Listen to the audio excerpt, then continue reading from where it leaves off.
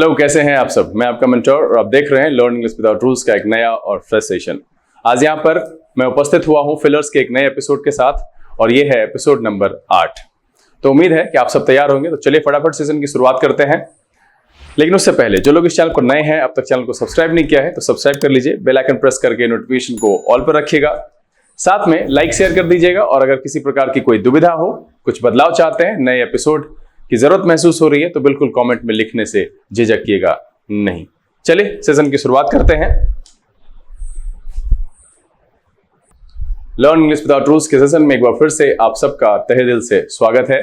उम्मीद है कि आप सब तैयार होंगे। तो चलिए देरी नहीं करते हैं, लेते हैं इस सेशन का पहला सवाल और आपका समय शुरू होता है अब।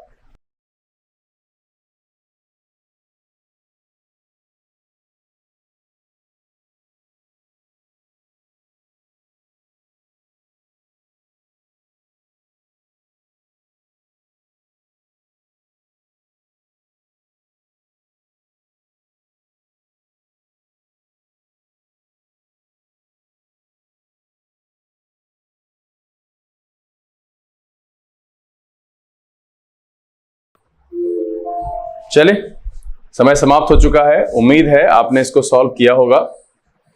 वैसे तो आसान है, परेशानी ज्यादा है नहीं। कह रहा है we must dash help to the homeless and physically disabled people. मतलब है कि हमको यहां पर कुछ ऐसा शब्द डालना होगा जो इसके मीनिंग को पूरा करे। अब यहां देखिए पहला है कंट्रीब्यूट, जो कि मीनिंग दे नहीं रहा है। कंट्रीब्यूट का मतलब होता है देना, सहयोग देना। डोनेट का मतलब होता है दान करना। अब यहां पर देखिए रेंडर का मतलब होता है प्रदर्शित करना और पेश करना, ठीक है। और एक्सर्ट का मतलब होता है जोर लगाना और काम में लाना। तो ये यहां से एलिमिनेट हो रहा है, ठीक है। डोनेट के बाद हेल्प नहीं लगाएंगे, कंट्रीब्यूट के बाद हेल्प नहीं लगाएंगे, तो यहां से ये एलिमिनेट हो गया। मेरा जो सीधा सीधा जवाब आ रहा है क्या कि render, we must render help. क्या करना चाहिए? पेश करना चाहिए। अगर इस मीनिंग को देखिए तो हेल्प जो है उसके सामने पेश करना चाहिए, उसकी जो है वो कोशिश करनी चाहिए अपने तरफ से। तो यहां पर जो इसका जवाब हो जाएगा वो हो जाएगा ऑप्शन नंबर सी। देखिए अगर शब्द की मीनिंग आपको पता है, वोकैबुलरी एक बहुत इंपॉर्टेंट रोल प्ले करता है आपके एग्जामिनेशन के पॉइंट ऑफ व्यू से, इफेक्टिव इंग्लिश के व्यू से, और लिखने में भी आपकी बहुत मदद करता है। जब आप न्यूज़पेपर पढ़ रहे होते हैं, शब्द अगर आपको पता होता है तो स्टोरी की जो समरी है वो क्या कह रहा है वो आपको आराम से पता चल जाता है। वोकैबुलरी के लिए डिफरेंट तरह के एपिसोड्स इस चैनल पर अवेलेबल है। मुझे लगता है 27 तो एंटोनिम्स सिनोनिम्स के एपिसोड हैं। अभी 1 जो OWS आ रहा है उसको भी आप वोकैबुलरी की कैटेगरी में रख सकते हैं। द हिंदू के एडिटोरियल के लिए जो मैं वर्ड्स करा रहा हूं उसको भी आप उस कैटेगरी में रख सकते हैं। तो यहां सीधी सी बात है कि आपको लगना पड़ेगा और करना पड़ेगा। करेंगे तो बिल्कुल होगा, धीरे धीरे ही सही। प्रत्येक दिन 5 ही शब्द सीखो, महीने में 150 होते हैं और बहुत साल का 1800 होता है। आपको ये लगता है कि बहुत कम है, 5 से क्या होगा, लेकिन आप करो तो, पहले शुरू तो करो। चलो अगला सवाल लेते हैं और आपका समय शुरू होता है अब।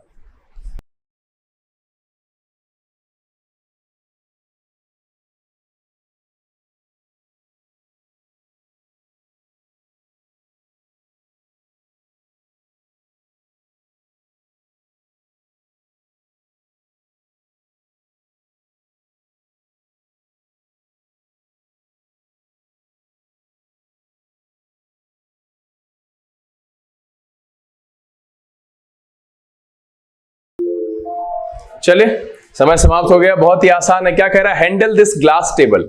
अब जैसे ही ग्लास टेबल दिया है और कह रहा है handle this glass table with care, जब ही केयर कह रहा है तो इसका मतलब ये टूटने लायक है। तब उसके हिसाब से हम सब देखेंगे। यहां पहला फ्रेजल, फ्रेजल का मतलब होता है सुकुमार, कमजोर और नाजुक। लग तो रहा है कि ये होगा। डक्टाइल का मतलब होता है कैपेबल ऑफ बीइंग शेप्ड और bent on down, out, easily influenced, ठीक है। अगला वर्ड देखिए वॉलेटाइल का मतलब होता है वास्पशील। इसका कोई मतलब नहीं है, मेरा टेबल थोड़ी ना वेपोराइज हो जाएगा बॉस, ठीक है। उसके बाद देखिए फ्रूगल का मतलब होता है अल्पव्ययी, मितव्ययी और मिताहारी। अब देखिए इसको क्या कहते हैं? जो लोग कंजूस होते हैं ना, कम खर्च करते हैं ना, उसको कहते हैं फ्रूगल। तो ये शब्द याद रखिएगा। यहां पर ये भी मेरा नहीं होगा आंसर में और ये भी मेरा नहीं होगा। यहां पर होगा फ्रेजल। कह रहा है handle this glass table with care. क्यों भाई? क्योंकि वो सुकुमार है, कमजोर है, टूटने लायक है।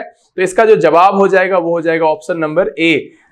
फिर से वही शब्दों का खेल है। 4 शब्द यहां पर है। फ्रेजल का मतलब होता है सुकुमार, कमजोर। डक्टाइल का मतलब होता है इजिली इन्फ्लुएंस्ड। वोलेटाइल का मतलब होता है वाष्पशील, परिवर्तनशील, अस्थिर। एंड फ्रूगल का मतलब होता है अल्पव्ययी और मितव्ययी। यहां पर तो छूटा हुआ है, लिख लीजिएगा। चलिए अगला सवाल, और आपका समय शुरू होता है अब।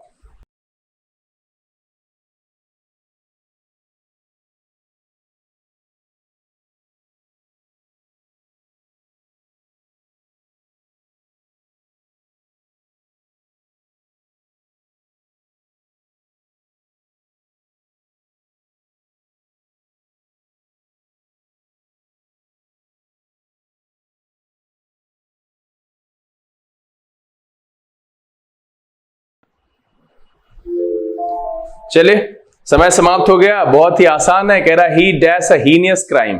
हीनियस क्राइम, अब यहां पर देखिए हैपेंड होगा नहीं, ठीक है।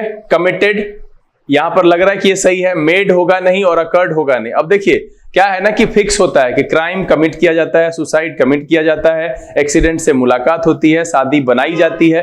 तो ये चीज ध्यान रखिएगा कि यहां पर हैपेंड नहीं होगा, कमिटेड होगा। तो इसका जो सही जवाब है वो है आंसर नंबर बी। मैंने अभी क्या कहा कि क्राइम कमिट किया जाता है, सुसाइड कमिट किया जाता है, एक्सीडेंट से मुलाकात होती है, शादी बनाई जाती है। तो ध्यान रखिएगा, ये सब याद रखने का है। यहां पर कमिटेड क्राइम, हीनियस क्राइम। चलिए अगला सवाल, और आपका समय शुरू होता है अब।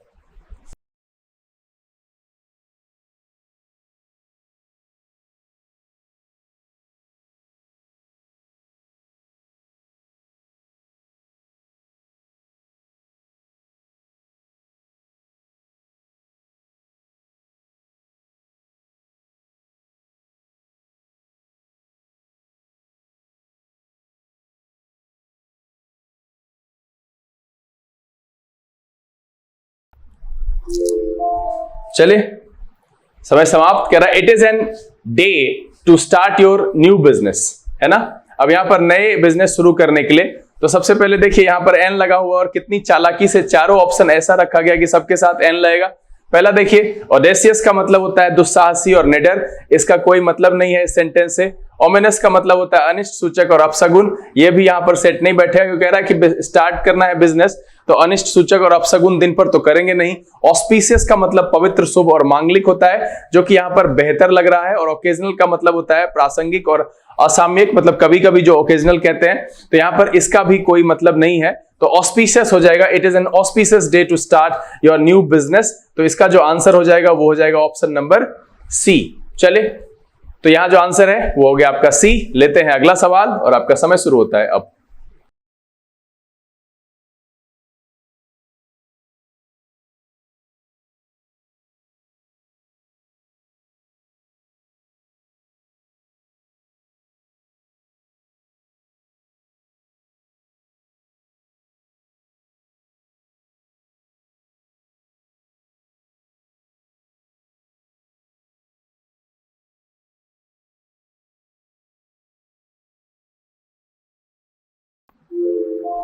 चलिए सवाल का समय समाप्त हुआ। बहुत ही आसान है। कह रहा था students went to their dash classes after the morning assembly. अब यहां पर देखिए इस सवाल का जवाब क्या होगा। पहला कह रहा है रिस्पेक्टफुल, इसका कोई मतलब नहीं है। विनीत और आदरपूर्ण होता है। रिस्पेक्टेड सम्मानित, इसका भी कोई मतलब नहीं है।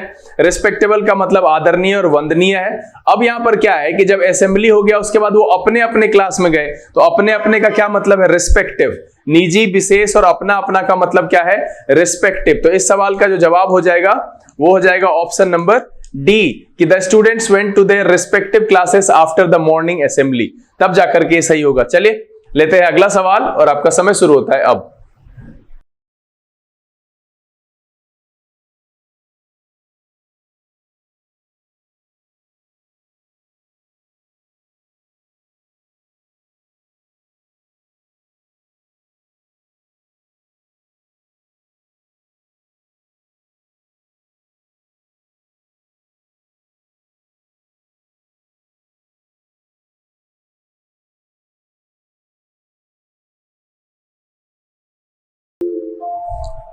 चलिए समय समाप्त हो गया।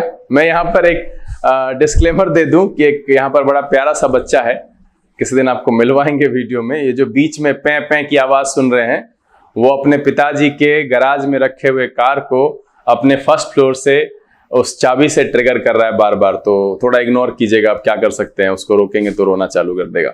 कह रहा the government has warned the traders not to dash onions. देखिए वो भी वो करता रहेगा वो।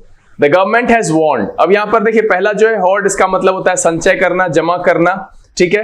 कंबाइन, यहां पर कोई मतलब ही नहीं है कंबाइन का। बल्क का मतलब है थोक, शरीर या बड़ा परिमाण से, यहां पर ये भी फिट नहीं बैठेगा। तो सीधा सीधा गवर्नमेंट ने क्या किया है, वार्न किया है प्याज का संचय करने और जमा करने से। तो सीधा सीधा मेरा आंसर जो दिख रहा है वो पहला, ग्रॉस का मतलब भी वही अर्जित करना, सकल लाभ और कुल आय से होता है, लेकिन सबसे बेहतर जो यहां मीनिंग देगा वो देगा होर्ड। तो इसीलिए इस सवाल का जवाब जो है वो है आपका ऑप्शन नंबर ए, कि government has warned the traders not to hoard onions, मतलब है प्याज का संचय नहीं करना, जमा नहीं करना, उसकी वजह से उसका रेट बढ़ जाता है। चलिए अगला सवाल और आपका समय शुरू होता है अब।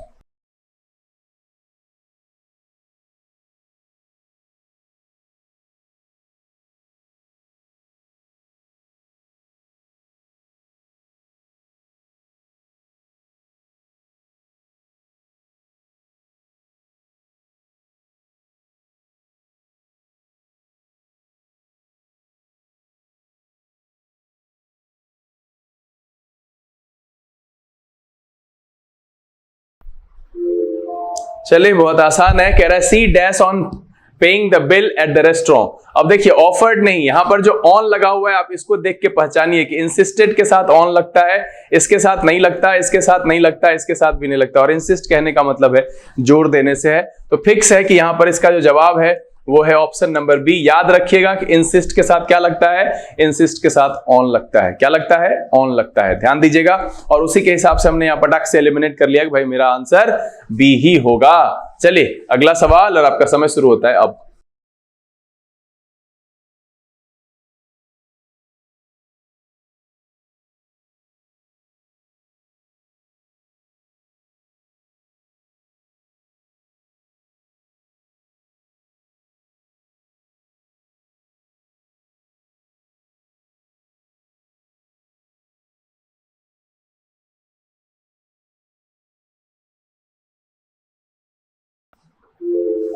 चलिए समय समाप्त हो गया।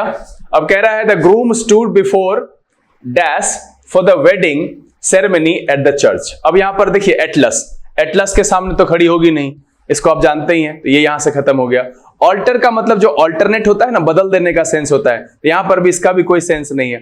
एटिक, देखिए एटिक किसको कहते हैं, घर में वो गाना सुने, अटरिया पे लोटन कबूतर वो जो अटरिया होता है, अटारी, तो अटारी का मतलब होता है ऊंचाई के सेंस में। ऐसे जो घर के अंदर छज्जा होता है, एक ऊंचाई पर ऊपर आके छज्जा होता है जिसपे सामान रखती है, और मम्मी के साड़ी का, हम वो पुराने घरों में मिलता था। आजकल क्या होता है, आजकल तो बक्सा बना दिए हैं, बॉक्स बन गया अंदर की तरफ, लेकिन पुराने जमाने घर में अभी भी वो छज्जा आपको दिखेगा, और मम्मी की पुरानी साड़ी जो नहीं पहनी जाती है उसको ढका हुआ दिखेगा, तो उसको कहते हैं अटारी, एटिक, है ना।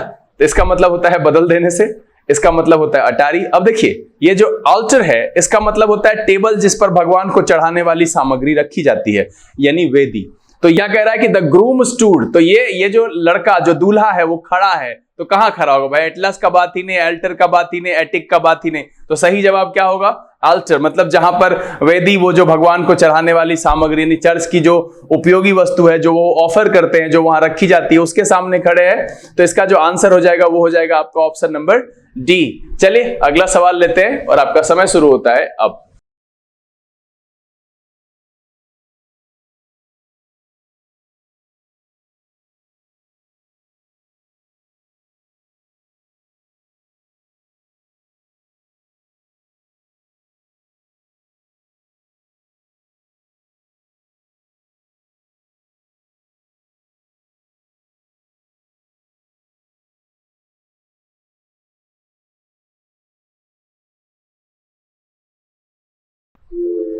चलिए समय समाप्त हुआ। कह रहा है the government should take stringent. अब देखिए इसका मीनिंग मैं आपको पहले बता चुका हूं, ऐसे मैं आपसे फिर यहां पर बोल रहा हूं कि आप मुझे छोड़िए, आप नहीं लिखते कमेंट में, मैं ही बता देता हूं। स्ट्रिंजेंट का मतलब होता है सख्त, है ना। Stringent steps against terrorist and foil, foil का मतलब होता है बर्बाद करना, तहस नहस करना। देयर डिजाइन्स, अब ये देखिए डिजाइन का मतलब यहां योजना से है, ठीक है, डिजाइन का मतलब योजना भी होता है। तो एग्जाम्पलरी का मतलब होता है अनुकरणीय, कठोर, यहां पर इसका मतलब कोई आएगा ही नहीं।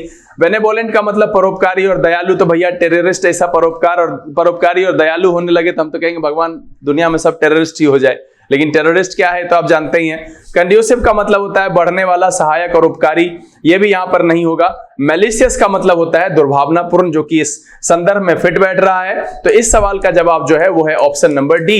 देखिए यहां पर 4 शब्द आए, एग्जाम्पलरी का मतलब होता है अनुकरणीय या कठोर, बेनेवोलेंट का मतलब होता है परोपकारी या दयालु, कंड्यूसिव का मतलब होता है बढ़ने वाला, सहायक या उपकारी, मैलिशियस का मतलब होता है दुर्भावनापूर्ण, स्ट्रिंजेंट का मतलब होता है सख्त, डिजाइन का मतलब होता है योजना, फॉइल का मतलब होता है बर्बाद करना। अब देखिए कुल मिलाकर के कितने शब्द हैं, 1 2 3 4 5 6 7। तो सिंपल है कि बहुत सारे बच्चों को लगता है भाई फिलर्स आया है, अरे साइड मारो ये मेरे एग्जाम में नहीं आएगा। अरे भाई साहब आप कोई भी एपिसोड मेरा उठा करके देख लो, अगर उसमें जानकारी ना मिले तो मैं आपको कह रहा हूं कि वीडियो मत देखना। सिंपल, मैं तो कहता हूं कि बनाओ, और अगर 3 से 4 दिन 5 दिन तक आपको लगातार 15 आउट ऑफ 15 आ रहा है तो आपको वो एपिसोड देखने की जरूरत नहीं है। और अगर नहीं है ऐसा तो पढ़ना तो पड़ेगा ना बॉस, कहीं ना कहीं से तो पढ़ना पड़ेगा, किसी ना किसी सोर्स से तो आपको जानकारी अर्जित करनी पड़ेगी। तो फिर यहां से मैं अवेलेबल करा रहा हूं तो पढ़िए, पसंद आ रहा है तो लाइक कर दीजिए, अपने मित्रों को शेयर कर दीजिए, और अगर अभी तक चैनल को सब्सक्राइब नहीं किए हैं तो कर लीजिए। सब्सक्राइब करने के बाद नोटिफिकेशन को ऑल पे रख के बेल आइकन प्रेस कीजिएगा। चलिए अगला सवाल, और आपका समय शुरू होता है अब।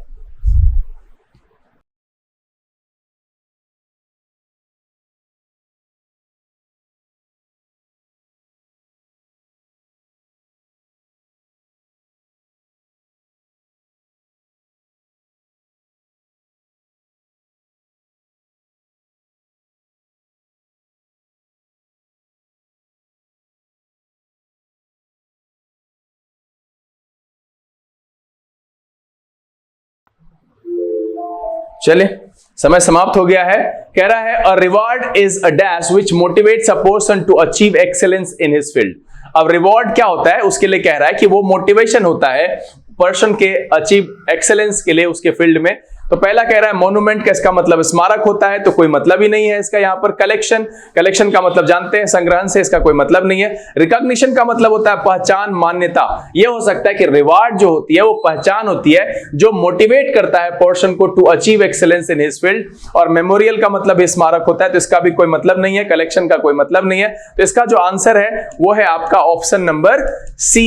देखिए अगर आपको मीनिंग पता है, मैं यहां पर मीनिंग एक्सप्लेन करता हूं इस बहाने से। अगर आपको नहीं पता है तो आप नोट डाउन कीजिए और एपिसोड समाप्त होने के बाद 2-4 बार रिवीजन कीजिए, और एक रेगुलर इंटरवल पर जितने भी एपिसोड से आप वर्ड कलेक्ट करते हैं उसको रिवीजन जरूर कीजिए और अपने डेली लाइफ में उसका इस्तेमाल कीजिए, तभी जाकर के सुधार हो सकता है और धीरे धीरे धीरे धीरे आपका भी सवाल सॉल्व होना शुरू हो जाएगा।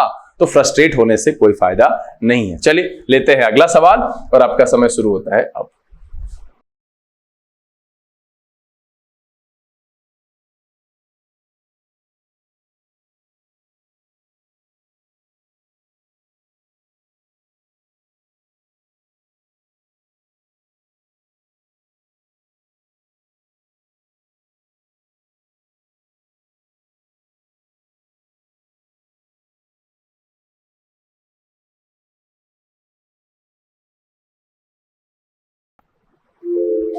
चलिए समय समाप्त हो गया। कह रहा है children under 5 years are dash from passport biometrics. Acquitted का मतलब होता है, यहां देखिए एक्विट का मतलब होता है निर्दोष साबित करना। तो यहां पर बच्चों को निर्दोष करने से बायोमेट्रिक्स, पासपोर्ट बायोमेट्रिक्स में यहां पर निर्दोष शब्द का कोई लेना देना ही नहीं है। एग्जेम्प्टेड का मतलब होता है छूट प्राप्त, ये हो सकता है। एस्केप का मतलब जानते ही हैं, अलाउ का मतलब जानते हैं। तो यहां पर सीधा सीधा जो आंसर दिख रहा है कि children under 5 years are exempted from passport biometrics. तो जो 5 साल के नीचे होते हैं उनको पासपोर्ट बायोमेट्रिक से छूट प्राप्त होती है, और छूट रहती है उनको, वहां पर उस प्रोसेस से नहीं गुजरना पड़ता है। तो इसका जो आंसर हो जाएगा वो हो जाएगा बी। चलिए अगला सवाल, और आपका समय शुरू होता है अब।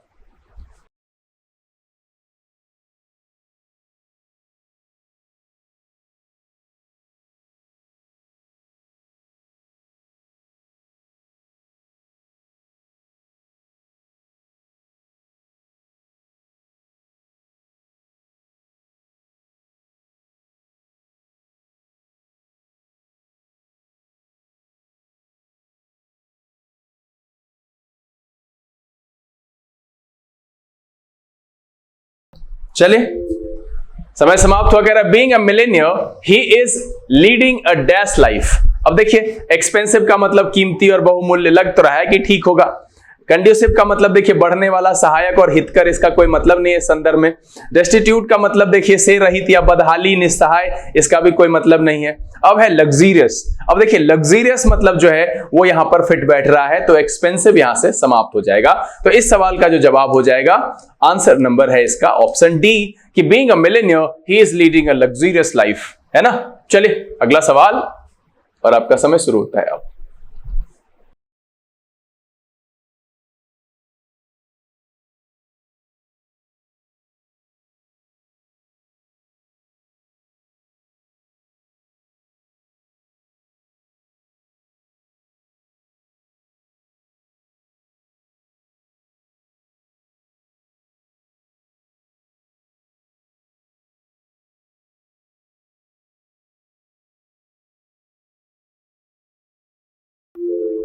चलिए बहुत आसान है, इसमें कुछ है ही नहीं। He tried to dash my ring. अब इसमें से क्या करेगा भाई, यहां पर लग रहा है चोरी किया, तो चोरी करने के लिए जो मेरा वर्ड है वो आप जानते हैं क्या, ये जो स्टाइल है इसका मतलब सीढ़ी होता है, तो इसका कोई मतलब नहीं है, इसका कोई मतलब नहीं है, इसका कोई मतलब नहीं, स्टील जानते ही हैं। तो ये जो है चोरी करना, इसका सही जवाब है, इसका जो आंसर है वो है बी। और मुझे लिख करके बताइएगा तो किस किस का ये गलती हो गया है। अगर ये गलत हो गया ना भाई साहब, तो फिर या तो आपका ध्यान कहीं और है या फिर किस्मत। चलिए अगला सवाल, सेकेंड लास्ट है, आपका समय शुरू होता है अब।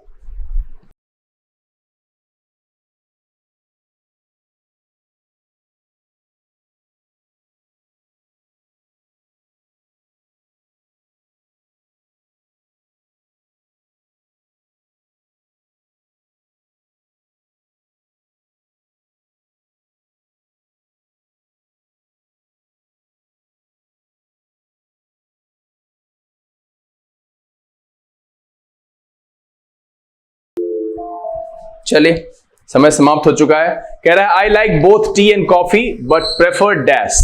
अब देखिए ये टी कॉफी है और ये प्रेफर कर रहा है, तो यहां पर जो ये लेटर, लीस्ट, लास्ट, लेटर, ये जो है इसमें बाद वाला होना चाहिए, तो इसका सीधा सीधा जवाब तो यहां दिख रहा है कि भैया डी वाला है। इसका मतलब होता है बाद में, समय के लिए। लिस्ट का मतलब होता है नहीं, ये नहीं है। लिस्ट का मतलब कम है, लेस का वो फॉर्म है, और लास्ट का मतलब जानते ही हैं अंत वाला होता है। और यहां जो है ये अनुवर्ती और दूसरा, तो दूसरा मतलब है कि कॉफी ज्यादा पसंद करता है। तो इसका सही जवाब जो है वो है ऑप्शन नंबर आपका डी। क्या है, I like both tea and coffee but I prefer the latter, है ना। बाद वाले को वो जो है दूसरा वाला जो है उसको पसंद करता है, ये जो है इसका मतलब होता है बाद में। चलिए आखिरी सवाल और आपका समय शुरू होता है अब।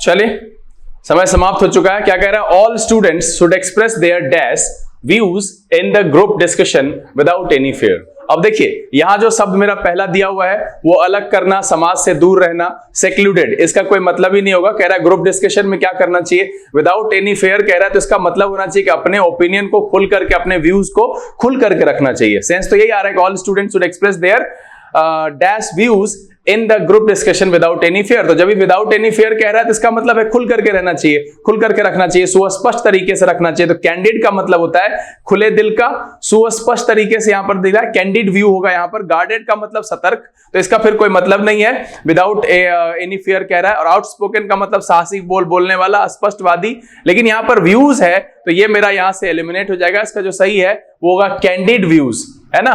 तो इसीलिए इस सवाल का जो जवाब हो जाएगा वो हो जाएगा ऑप्शन नंबर बी। क्या हो जाएगा, all students should express their candid views in the group discussion without any fair.